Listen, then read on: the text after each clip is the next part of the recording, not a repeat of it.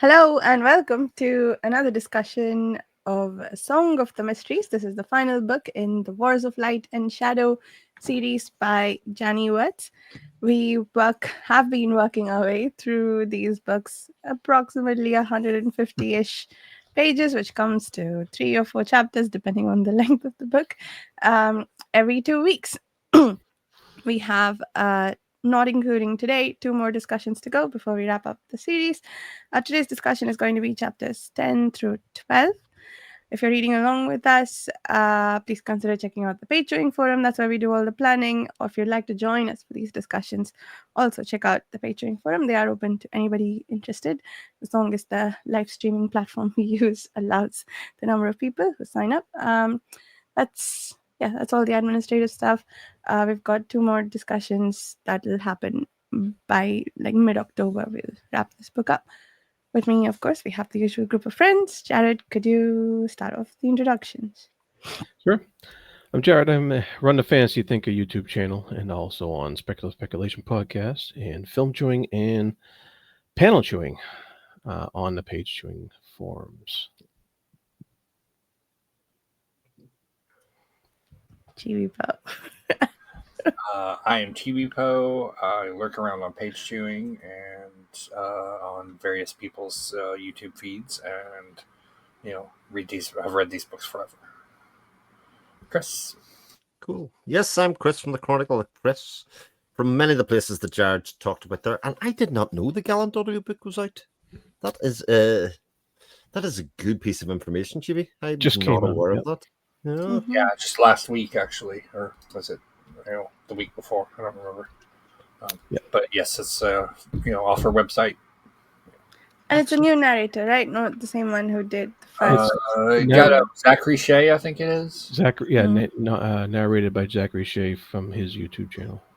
Excellent. Very nice. Okay, with all that said, chapter 10 starts with some kids trying to fix things. Where's the button? Where's the button? This fucking kid, these fucking kids. Oh, damn it. This fucking kid, these fucking kids. I meant to be ready for that. Oh, damn it. I surprised you, and yet I didn't know. But I know we talked about it. Yeah. Okay. I forgot. That's brilliant. Absolutely So, yes, brilliant. start off with the kids. Yeah. Yeah. Mm-hmm. Cadrian kind of sacrifices himself, right, to warn Dace to stop Lysaea at all costs, I think. You have to remind me how he accomplished that. So I think they go to seek Paravian help in some watered off area that I forget the name of. It's kind of like King's Grove, but similar. Sorry, say it again. Balians. I'm never sure on how to pronounce that word. Gyre. Gyre. Gyre. Right. Which was the site where a Paravian killed themselves, if I remember correctly. Oh, interesting. Okay. I didn't know that, or I didn't register that.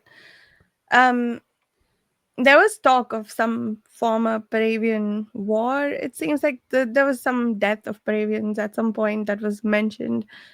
But I wasn't sure if that was the consequence of war, and did the Paravians ever wage war amongst themselves? That might be an interesting question for Janny about some Paravian history. But regardless, so they go to this grove and they call upon the Paravians for help to defend Halvithwood. I think they want the Paravians to come protect this proscribed area.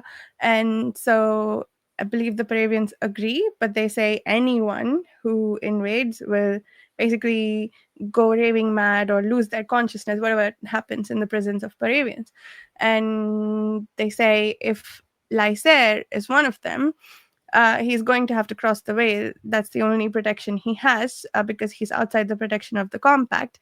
And if that happens, we'll lose the power of light to defeat the Mistwraith with. So then one of the kids discusses the option of sending a warning, and the Paravian they talk to says sure, but you need to like become discorporate to do that. And so Kadrian volunteers before Siantra can. That's what it was. Good. Okay. Yeah.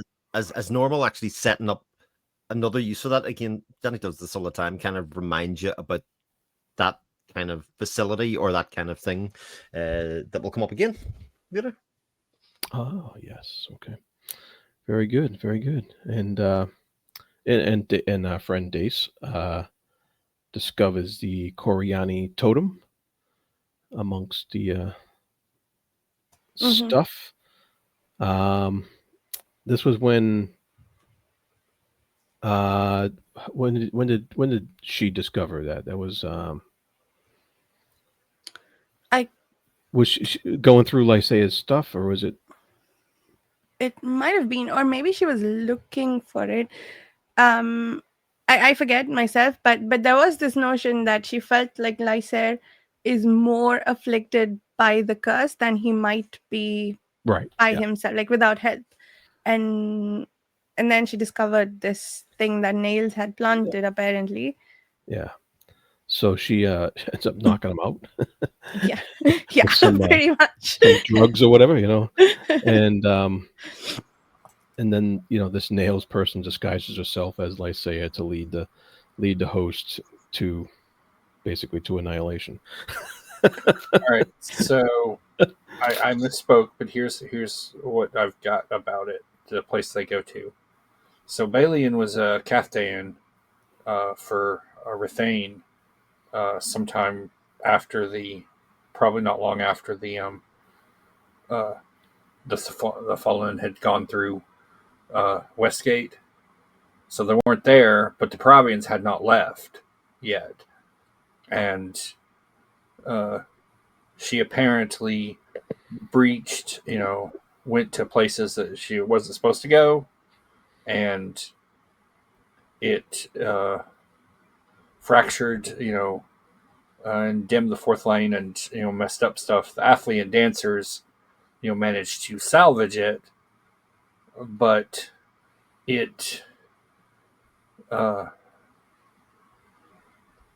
the strife that resulted from it, one of the Paravian kings, high kings, faded and succumbed to despair, and then his successor, who had failed, fighting the Mistwraith at Sampashir,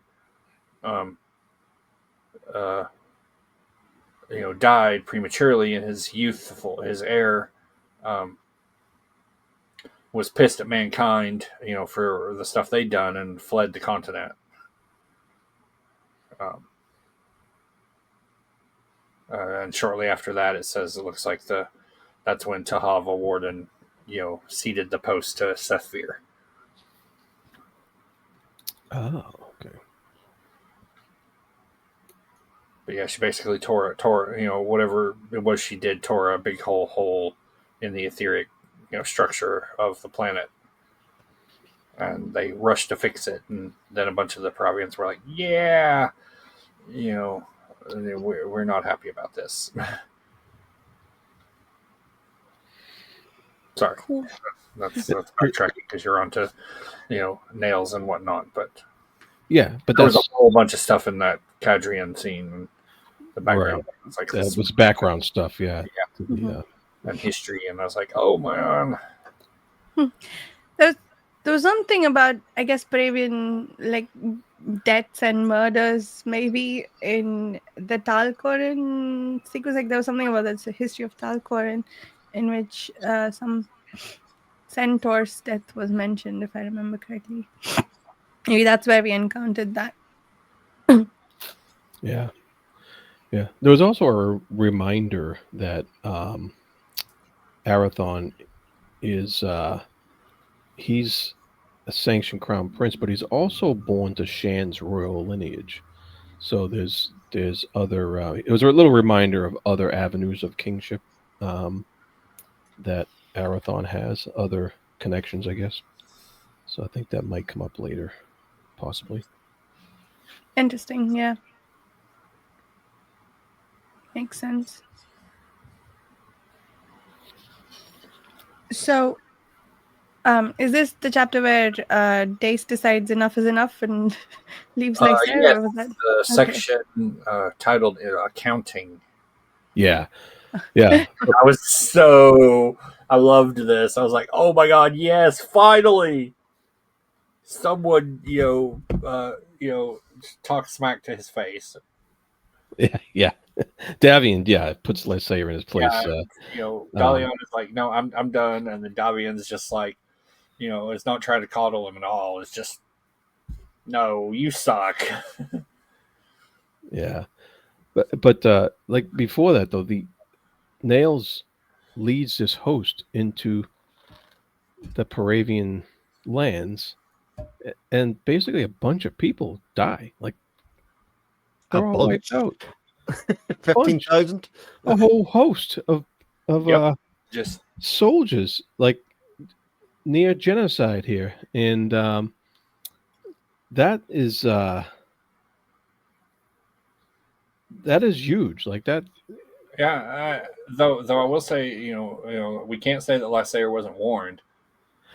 Right, but he wasn't there. He wasn't there, but yeah, when back in Fugitive Prince, the Seven and the Adept were like, yeah, even though you're a crown prince, you will not stand in defiance of the Paravians when they return. And it's also not the first time this has happened to a war host of Lysair's troops either. Yeah. That they've all been wiped out in a rather foolhardy measure, Right, but it wasn't because of the Paravians directly before. Yeah, this was probably the least painless wipeout. Yes, his people. It was. If you have to die, I guess that wouldn't be the worst way to go. Immediately uplifted to the stage of existence or whatnot. But it just it makes you wonder. How are the are the Paravians just are they looking at these guys like ants, humans, or are they genuinely going to have? Is it going to be some kind of repercussion or regret on the Paravians' parts that this happened? Do they feel it had to happen? Was it a could they not even help it? Like, I'm just kind of wondering about that stuff. I think it is a case of, it's like it's like these are the terms you were allowed to, settle here. And these are the places you're not supposed to go. Mm-hmm. And this is why. Yeah. We know they're not supposed to. Unrestricted exposure to us is just, and we've seen, with the previous mention about how they have despair, they can despair and everything. So it's like, I don't imagine they're happy about it, but, it's like just kind of the consequences of your own actions. And again, this is also not the first time something's bad happened to loaded troops attacking Halberwood either. So it's, there is an aggressive force that was marching toward and did not heed any of the warnings of previous times. And we've talked about the fact that at its very heart, Paravians and humanity cannot coexist in the same place at the same time. They're just by their very nature not able to do that. So it comes down to the leadership, whether you want to call it the True Sect, whether you want to call it Lysair or whoever else you want to do. They basically sacrificed those men and potentially would have sacrificed themselves as well if Lysair had been there. Mm-hmm. Yeah. I do also like that they touch on that, the townsfolk and whatnot just have no understanding of what happened. So, that, their limited view of, things means that they're just going to repeat this because all they see is, all our people were slaughtered. And that turns to outrage, and it means they're just going to build up another army to try again. And they mentioned that too later, that they're already like, let's make another army. But do you not think that, and I think include Arathon in this, Arathon and pretty much everybody in humanity's side, it's sort of out of their depth in their understanding of this world in general. They don't kind of everybody's making these decisions and events are happening that forces outside of their control, especially like this thought kept bringing into my mind the whole way reading this whole set of chapters is these people do not know that this is book 11 of a book 11 book series, right? If they did, they wouldn't be doing such foolhardy things. That came into my mind quite a lot when I was reading it. Are these people stupid? And then I was like, but they don't know. They're not getting saving and protection for redemption in the next book. No, they're just gonna die. Lyser and Arthur can both die right now. Like that's definitely a possibility because we're book 11 of the 11 book series. Like everything's on the table, and if only they knew.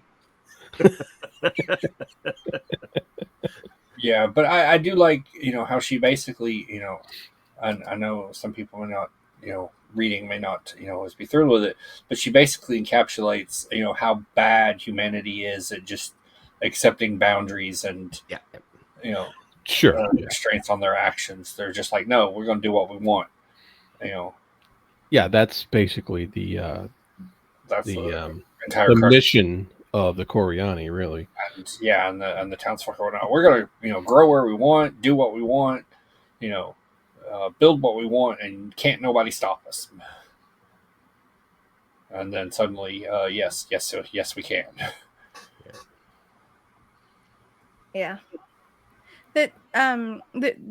Chris, what you said made me think of something. I was wondering, thinking back to the prologue of the first book, where apparently some priests did some meditation and came up with the history of the third age, right? And like it's not what's written. So do you think the religion of the light is still alive in some form? It seems like it, right? And if that is the case, it has to be a super mellowed down version, or do we think the Paravians are still around at that point and they've sort of learned to coexist? That's a great question.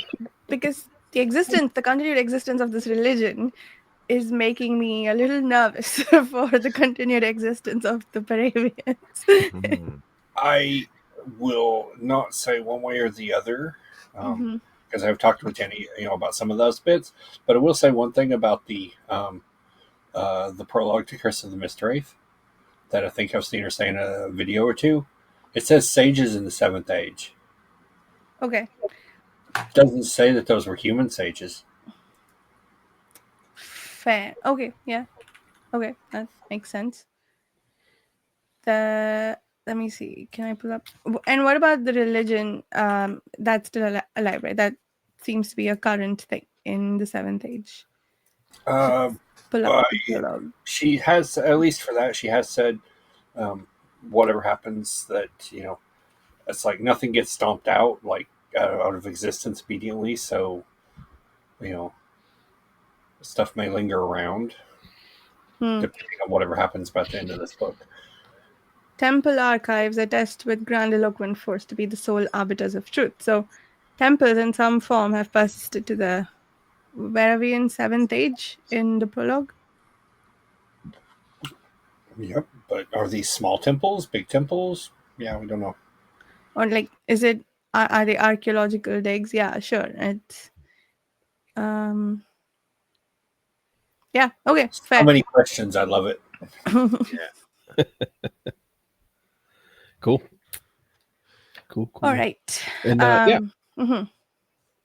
And I will say about the Davian this kind of Daliana leaving and that kind of stuff. It sets up a period here of Lyser getting sidelined and viewing basically his own war, his own conquest, his own life from the sidelines, and him sort of realizing stuff about himself and about everything that's going on in some ways, while also being incredibly angry and frustrated at everybody abandoning him, as he normally does.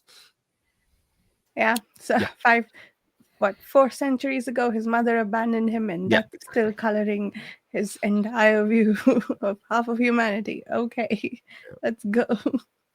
And there was a quick mention in the news item about Ath's Adept and Lyseia's son. Oh yes, at yes, the end of this indeed. chapter. And he's helping like survivors and stuff like that.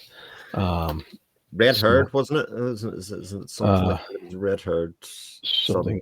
something like Oh, that. that's But right. it was interesting to know that he was Yeah, still his about. his red-headed son, Redheaded. whose Yeah. sightless perception sorts through the broken survivors and stuff like that. And they're collecting him for care at Whitehaven, the sanctuary hostel. Yeah. So I Wait, so wanted to was play. Kivor blind when he came out of the like reformed from the At's adept? I don't know if he's thing? blind or I don't know what sightless perception Yeah, I specifically was, means. He did lose his physical sight, but He did. Okay. he's got like a mage sight and whatnot It's that like, yeah, that's what I was compensates supposed for it. to. I see. Oh, Okay, yeah. Yeah. I thought he got a brand new body at the end of that. Maybe not. Okay. And then who was it? Killadis goes to the kids, and Yeah. okay. Rescues him, kind of like Let that one go. rescues him. Yeah. Them, them kids. And Siantra is apparently going to be taken to be taught how to talk to dragons. Should be fun. Yeah. Is that what that was? Okay. That Mm. was cool. Yeah. Very cool. Yeah. And then like Chris said earlier, Davian does the ultimate rebuke with Lysaea, and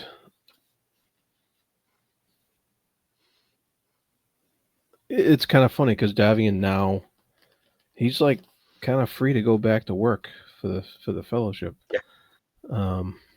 He's got his job back.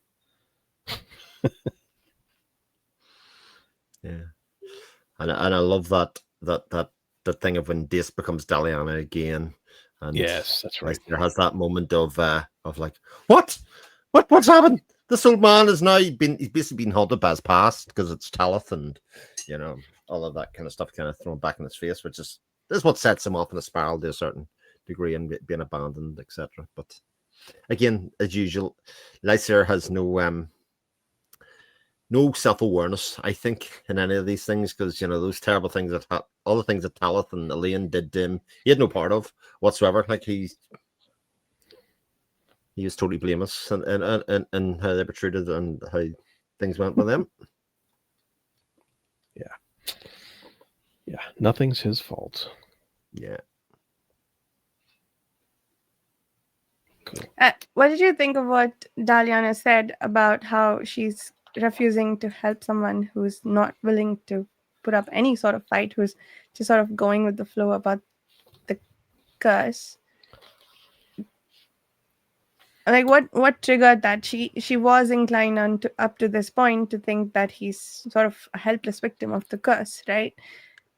What do you think changed that? I think I can't remember who it was. Might have been Jared or Lorna. But he seems to be regressing though. It's not like there was a period where he was aware of the curse and was sort of fighting it, but he seems to have gone away from that. There was that moment where he was like, the true sect have to pay. We went through that whole period at the end of the last book in this trial and stuff like that. And but now he's fully on board with back to where he was books ago. Yeah, because Davian even calls him on about it. Yeah. What did he say? Let me find it.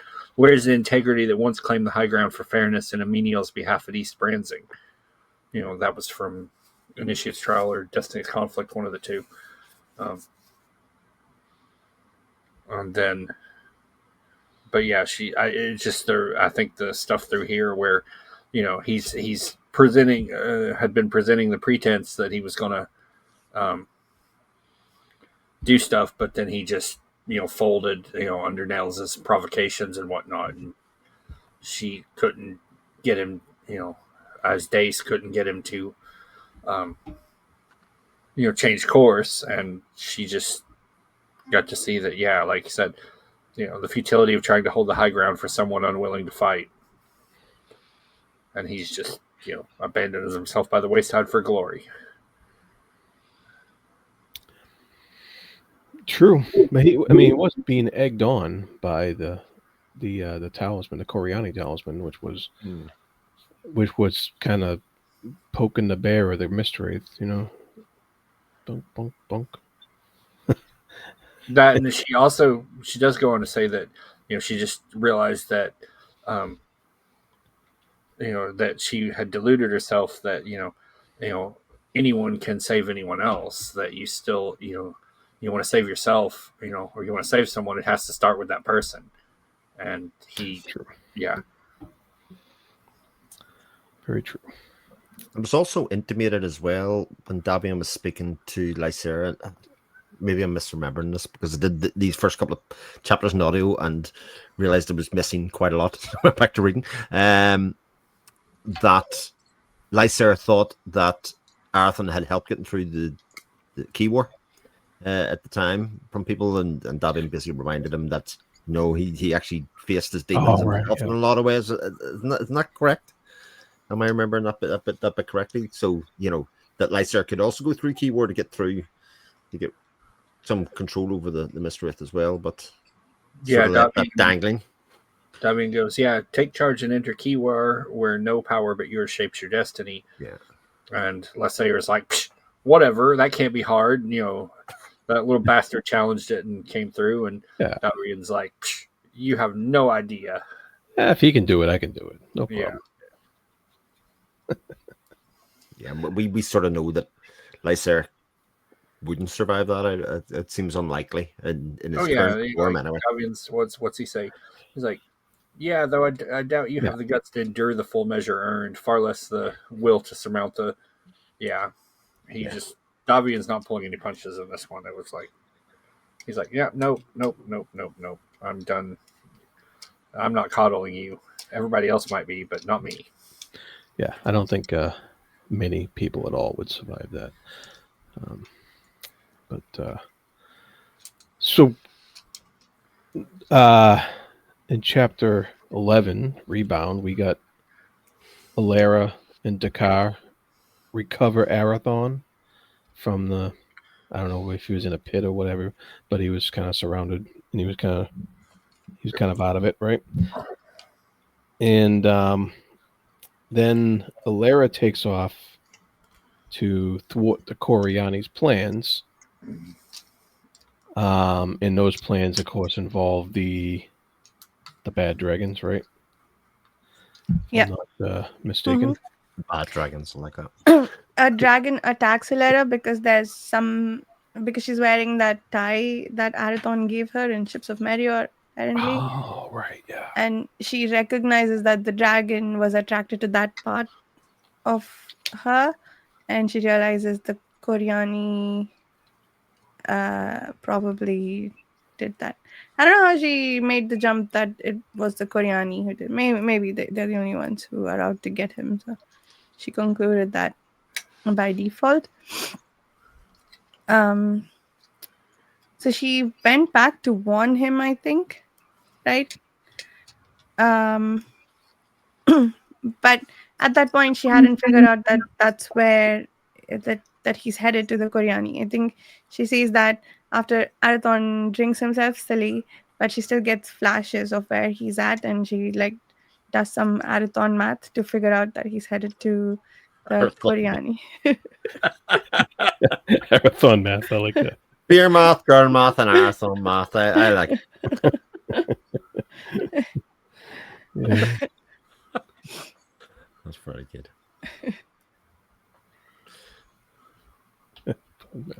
That is good. And Arathon gets stinking drunk. But then he takes off on Dakar. Yeah.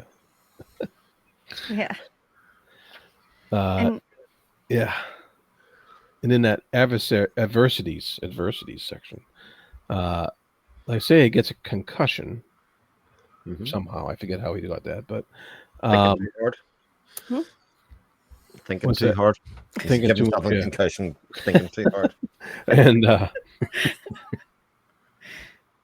but then he gets a visit from the crone. Is that right?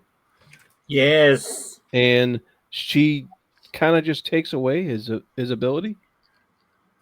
Yes. Now, this is a question I had. Is this temporary? It, like, what's the deal with that? Why? You are no one. Was that not the Yeah, enough. Yeah, you are no Yeah, one. she's just like, she has even less patience for him than Davi, and she's like, "Do you know who I am?" And she's like, "Psh, You are. nobody." Yeah, you are nobody. Yeah, right. And but she has that power to take away his power, basically. Hmm. And I'm just kind of wondering where did that come from? Because I don't remember that being brought up before. That she had that kind of power, or that or if she did that, she'd be so willing to use it so straightforwardly. But yeah, I mean, she can, rewrite reality. So Right. But and there's a bunch she's of also questions here. yes. Well, she also it's also framed, I think, within the section that she's almost granting Davian a favor he never asked for. Isn't that right? So it's like, what would make Davian's life easier here right about now was if he probably didn't have to worry about Glacier pissing about with stuff. So to me, it was framed as if I'm doing this because Davian would want this right now, and he never asked for any favors from me before, even through his service. He just kind of did his bit dutifully, and then left. So we know so little about the Crone, I think, in general. Like I think that's very Well, true, because that's fine. She's doing him a favor, or doing the fellowship a favor, or whatever the case may be. And that would make sense. I'm kind of like I'm just no, but I'm curious. Like, don't the fellowship think they need Lyseia's ability eventually to deal with the Mistwraith? So eventually, we gotta see him get that power back by the end of this book here. I would assume. I could be wrong, but but I'm just wondering, like, how does this set up that? How does this set up that? Okay, like you said earlier, Chris, it leads to Lyseia's further debasement. You know, he basically becomes a servant or whatever, in the encampment there. Well, he literally becomes a nobody, you know. Yeah, Exactly. Yeah, You know. yeah, and so there's here's like we have 6 big chapters left here. Yeah. Here is where the the potential for the growth of Lysaea to happen. Because even if the Mistwraith were to get their claws into his head again at this point, he can't do anything that's gonna wipe out thousands of people or what have you.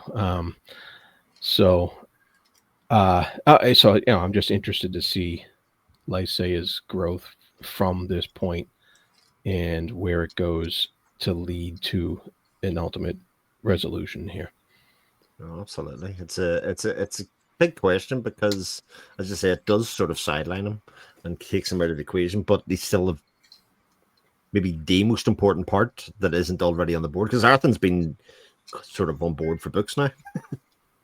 Yeah. Yep.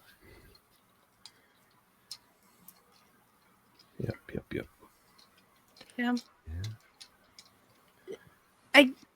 There's another question, I guess, sort of. Arathon is an initiate master, really good with his abilities and whatnot. So I can see why, and he's master bard, and they need a lot from him. So I can see why he's irreplaceable to the fellowship, right? But like I said, all he can do is like throw some light around, and All he can do. Oh, and can they Laser beams. Yep. Light bolts. Oh, that's all he can do. all he can do. I mean, he was made with intention, right? Like his mother decided to give that power to her her child, right? That's how both of them got their abilities. So I'm trying to remember if we know why that's not something that can happen on this planet with the Sahelas descendants who had. Oh, I think the descendant who went across the like the gate, she had some special abilities or something, right? She was seeded with some extra powers that gave them the ability to give this power to their offspring in the first place, right? Is that true? I don't remember. She, Darius Sahelis was trained by Sethvir because she had mage talent, but she's also the offspring of Malin's Divinial, who um, bred with had the it was her mom who um, is where the ties to uh, um, the person that she had a kid on her from was the one who had the bloodline descent that ties to the Bidar. And is that what gave them the ability to give elemental power to their children? No, what they did was during the time they were sequestered, all by themselves. Dari basically founded Raven, the Mage Tower, group, and they, with no one else there to guide them, they came across came up with the idea of bestowing elemental mastery, you know, upon a child for a bride's dowry, and I think it's Asandir tells Alara when he explains it in Curse that you know and strongly implies that it's not something that it's something the Fellowship could do, but is also they wouldn't do that because it's basically the only limitation on what you can do with the elemental mastery is the limit of your own imagination. So it's like handing out godlike power, and you can do whatever just by imagination. So all you need is a cardboard box. Yep. Imagination. Yeah, that's fair, I guess. But can whoever has it, maybe they could theoretically do more damage than Lysair has, but Lysair is also addled by the curse. So, yeah.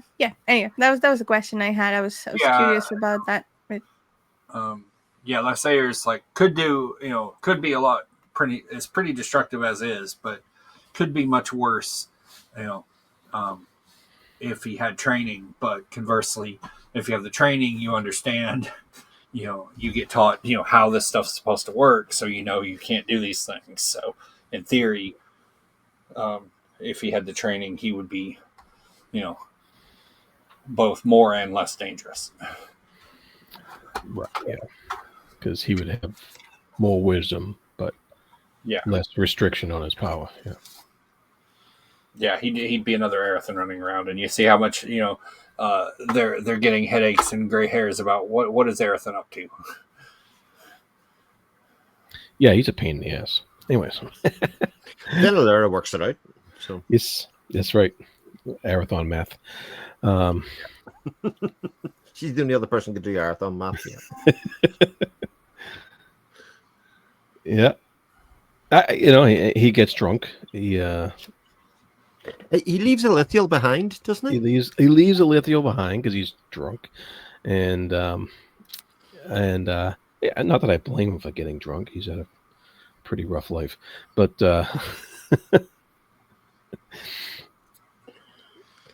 takes off on Dakar. But he's wait, did he forget it there because he was drunk, or did he leave it behind deliberately?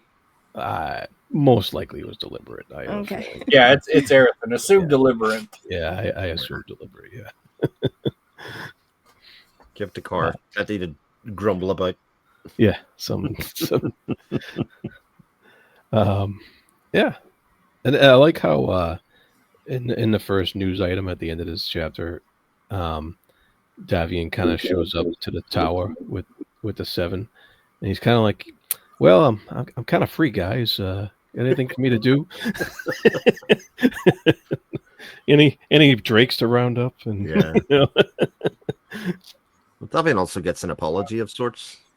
Yeah, that's right. As well from Seth. Yeah, I do want to just for related to Lysair with the crone. That's it's just a nice little before she does their thing to him, where it's just how much his pride and everything rules him. Where she, her mockery, prompts him planning to just like blast this old lady, and leave her, singed, bald, and weeping in humiliation because she mocked him. It's like, wow, okay, dude. It's like, yeah, I hope this smacks some sense into you. But I'm also not optimistic because I'm like, wow, he's just Yeah. Yeah, he's it's like just in his mindset, he's just like, oh yeah, she's just a senile, toothless old lady. So his POV is like wow, dude, dial it back a notch, maybe several notches. It's all these people that can only have amazing superpowers.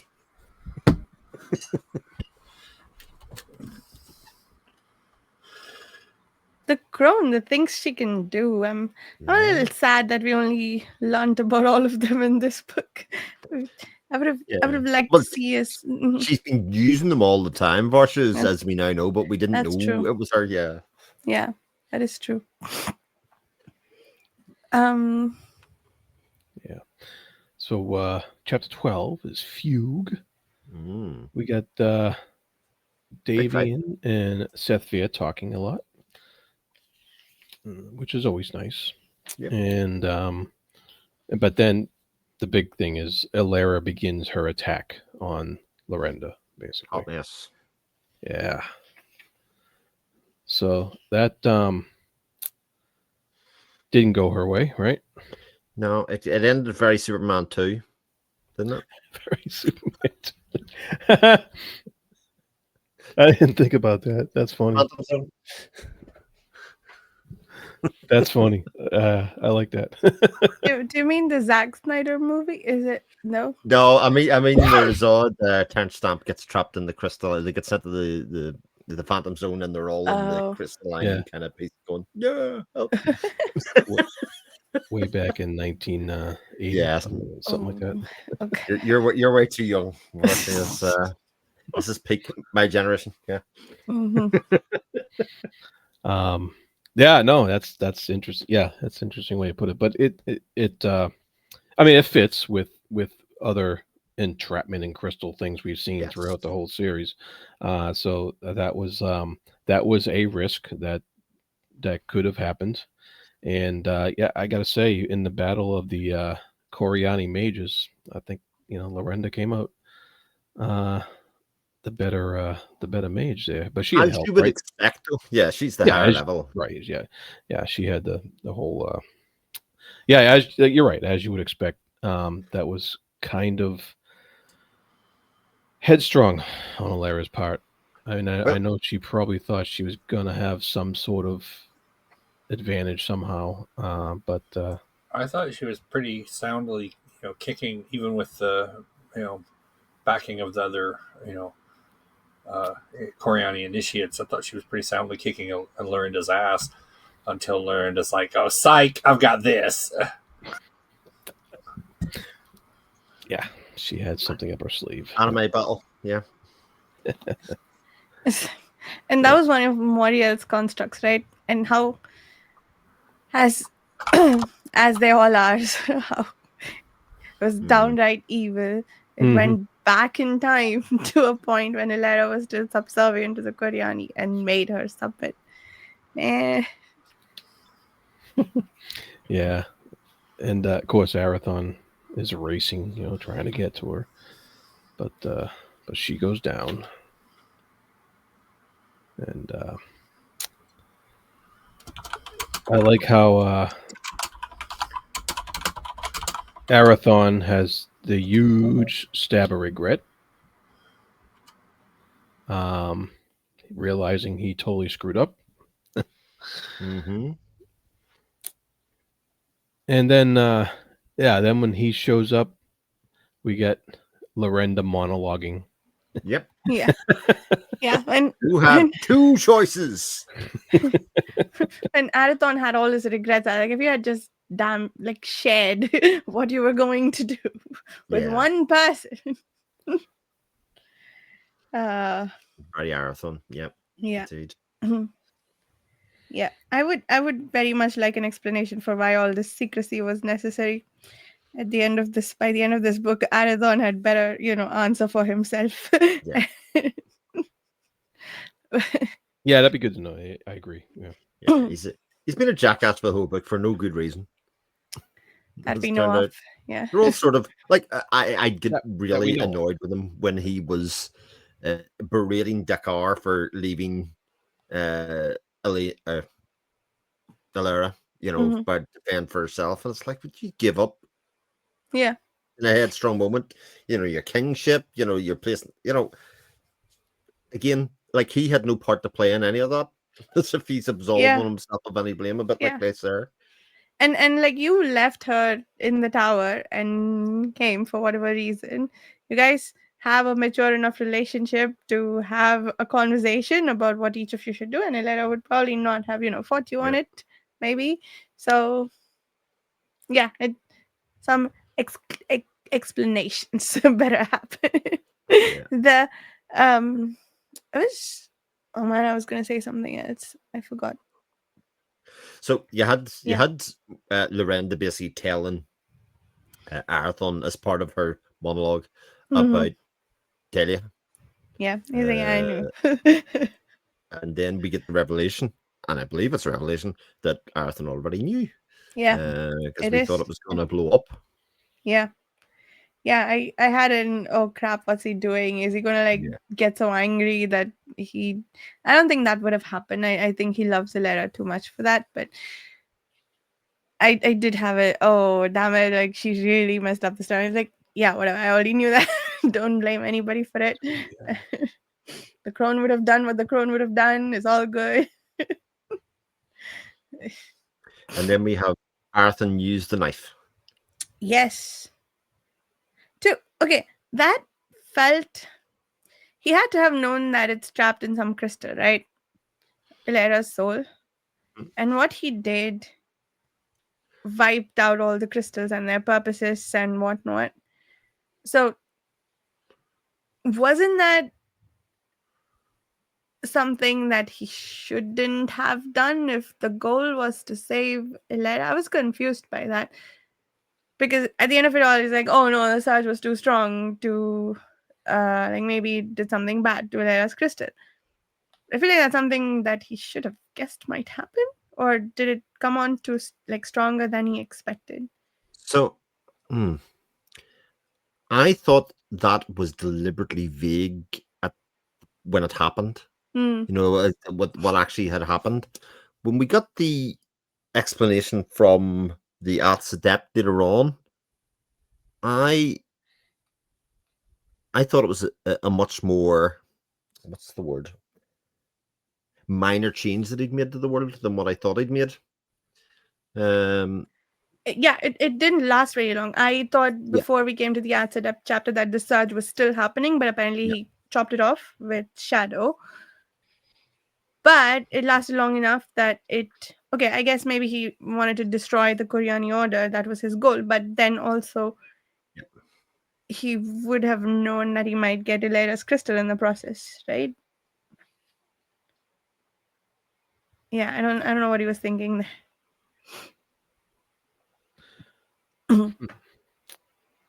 Yeah, because then he because then he was crying, asking her to wake up. It's safe to wake up. He was holding her and stuff like that. And she was already safe by that stage, wasn't she? Yeah. He didn't know. He doesn't know it, but yeah. And then of course Lorenda's like, I promise to see you reduced to despair. Not before she went, oh no, I'm so lonely. I don't have anybody. Yeah, Oh, that's true. wonders why. So Again, when we- no self-awareness. All these people Yeah. could have done with a couple of self-awareness courses, and none of she events she would and happen. Lycia need to go to a support group. Damn it. 12-step Yeah. process. Yeah. Yeah, but then she lets loose her dragon allies, right? Like she Yes. Yeah. And and then the next section, Arathon is like fighting him, right? Holding him off yes, with a song, which is with a pretty song. nice. Indeed. Yeah. Song of Mysteries. Some might call it. Is it yet or because a Song of the Mysteries was referenced, Yeah. and there was some Queen Regent or somebody who was singing it. I forget why. And maybe this is that too. But yeah, it could be the Song of the Mysteries. You're right. It maybe what he's singing, maybe he discovered it himself. And And this is the interesting part for me. That whole thing would have been helped with Alethiel being there, and yet he left it behind because Alethiel is obviously an amplification for interesting. Yeah. music magic. Yeah. Yeah. Isn't that right? Usually, yeah. It Yeah. has like the prime chord and everything. It was woven with that. So yeah. he can use it as a resonant to attach to the lane and whatever. I mean, he also used shadow magic too, fighting off the drakes. Yeah. Yeah. But yeah, you're right. You wonder if there's another purpose why he left that behind, or was he Yeah. just drunk? Or maybe if he had Alethiel, he would have caused too much damage to the dragons or something and caused a further event. Or done maybe something not. he didn't want to do to the crystals with the knife. He might have. Maybe the knife and the sword can't really work together. Who knows? That's true. Mm. Which dagger sword will it pull out and use? Use the wrong one. I don't know. This knife in his fork in his wrong hand. So that didn't make me like there are a few different motivations, right? Like, did you want to leave Alethiel behind for Dakar to use in defense of Alera, for instance? Was it like Jay leave it for that, or whatever it is he's doing? Alethiel has to, maybe it's more damaging than not. Yeah, that's an interesting point. Why did he leave Alethiel behind? Yeah, and it could have been a mistake. Obviously, seems unlikely, but seemed unlikely, but it could have been. Yeah. And there was something about Athadepts too in that section, and I had a question. I wasn't sure what exactly happened with that. Part of the dagger usage, he shut down one of the Athadepts' abandoned stations, didn't he? Isn't that one of the side effects of using the dagger? So in Fort, what was the place called? Fort Haven, was that it? So it was an abandoned kind of thing, and I think interrupted the flux lines and all of that kind of stuff, which caused the surge and all of that kind of stuff. The flux bore he guarded without stable recourse if he died in the critical absence of Ath's adepts. Yeah, because he couldn't avail of an Ath's adepts kind of saving for healing and that kind of stuff for him, right? Because it was gone or shut down or abandoned or whatever it was. Oh, was it abandoned, or why weren't they there? That was my question. So was it abandoned, or I don't know why they weren't there. I couldn't remember. I thought it was a case of it had either been shut down and they abandoned it, or they were no longer there because of whatever reason. That was sort of my memory of that, but again, could be incredibly wrong. Then I don't think we were told particularly why this one was closed, or if we were. I don't remember it. But wasn't there a section in the previous book where they told us that this is something that the Adepts do? They build a hostel around an area, and then when something happens, I forget what, they shut it down and they move on to another place. But like they block off the wellspring for whatever reason. But yeah, but this was done 9 centuries ago. So Wow. see, I didn't remember that. That's good. Okay. Yeah. There's a lot of detail in these chapters for sure. Yeah. Yeah. And then Alara, now she's going to have to use adept magic if she wants to return to her body, right? Yeah, but that was the whole conversation with the Ask Adept, where they basically say, you should probably go non-corporeal at this stage. Right. But yeah, and she said something about Arathon could not have realized I'd secured my escape. Yeah. So and she's talking to the adept. yes. He said, "You're not impaired. Form does not dictate or limit your consciousness." So she's got a backup plan here. She has, and he uses the example, isn't it, of when Arathon was in Key War and she was able to be there. Within transcendence right. isn't Yes, that was his transcendence was the right. word that he used to basically say, that being a healer, your physical presence isn't necessary. That's right. To be able to do that, and she takes the decision to. Well, it seems like she takes the decision to go non-corporeal to be with Arathon. Yep. In a way that they couldn't physically be together. Yep. Transcendence. Yep. That's it. Yeah. Okay. Just like in Key War. Just like in Key War. Yes. Exactly right. Yeah. But it's going to take 2 days to get there. 2 days. Arathon has to hold the fort against the dragons for 2 days. Yes. Whew. Whew, whew, whew. Yep. And that's where we end, right? That's pretty much where we end, indeed. Aside from the couple of points of basically Siscroshell, about to oh yeah, Calatus senses go mad, surge. Yeah. The thing they didn't want to happen has happened.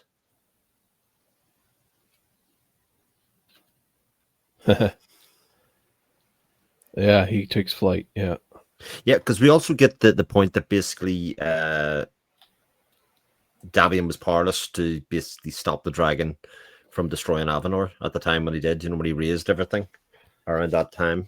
Yeah, that's true. But why couldn't Lorraine do that? He's with him. Well, Lorraine just not that persuasive? Quite possibly. Davian couldn't do it. Lorraine probably can't. Yeah. Or I don't know. Is Davian known as a persuasive person? He's a betrayer person. Come on. A betrayer person. That's been debunked. That's been debunked. Yeah. But tell me something. Do we know what Davian was up to during this time? Like what the Black Bargain was and what he was protecting, like the details of it. I know I at least have some hazy notion that he was off doing something. Like the summary of it that I know is he struck up a deal with the Crone to try and save humanity from destruction. Like there was some kind of like he was hunting the dragon skull wards because of the concern that if the dragons realized that humanity had done that to their unborn unhatched, that they would just be like, yeah, no, humanity gets burned out of existence. And he was trying to covertly deal with that without getting their attention. Okay, yeah, okay, now I remember the doubt I had, because it sounded like this is what his whole deal with the Crone was about, right? The unhatched, the hatchling skulls or whatever. But we didn't know about that until now. So are we saying that Davian was aware of it when he did the quote-unquote betrayal, and that's why he went underground? Or is this something like, is this relationship with the Crone more recent and was done to... No, it predated his discorporation. So I see. Okay. Yeah, so that was part of the whole thing in Black Bargain with the all that was while he was, and when he went and fomented the the rebellion and whatnot to let that happen, and he was by that point he had her ring, which let him obscured what he was doing from Sethvir and everybody else. Regarding Fourth Mark, the Hostel, that was the Gallant answers your questions about why that one was closed off or whatever. Oh, that's right. The one that Varian, sucked dry Yeah. to, Yes, that's right. undergo his apotheosis. And what was the deal? He stuck with the crone. We don't know yet, right? What he did for the Bidar crone in exchange, or do we know that too?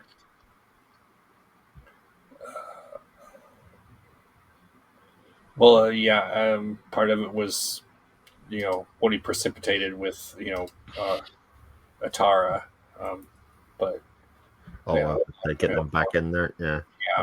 leveling it was at her direction. So, right, yeah. Of course, we knew that. Indeed. Yeah. Oh, that's right. That's the scene after which he goes and returns the ring to her. Okay, fair. All right. Anything else before we wrap up? What happened? What happened? No, a lot happened. Oh, a lot happened, and I have to say, I'm a little disappointed that the knife trick has been done already, because that's a big MacGuffin out of the way, if that makes sense. But also, it was well used, if you know what I mean. It was a great scene, that one with him with the lure, etc. But like, I was sort of hoping upon hope that it was going to be the release of the Fellowship from the Compact. I thought that was a really cool idea that you had. But oh well. Everybody had hopes and dreams for the knife. Well, but I got to choose. Is the knife done? Is like you can't use it again? I was trying to remember whether he's allowed to use it once or twice, because Ilera can only use it once before she gives it to Arathon. But was Arathon allowed to use it twice? I forget. I thought it was only once and done. I take back everything I've said. I think it's any given person can use it once. Okay. Like Enithan Tuer used it to Sandir or whoever it was his direction to sever her ties to the Coriani.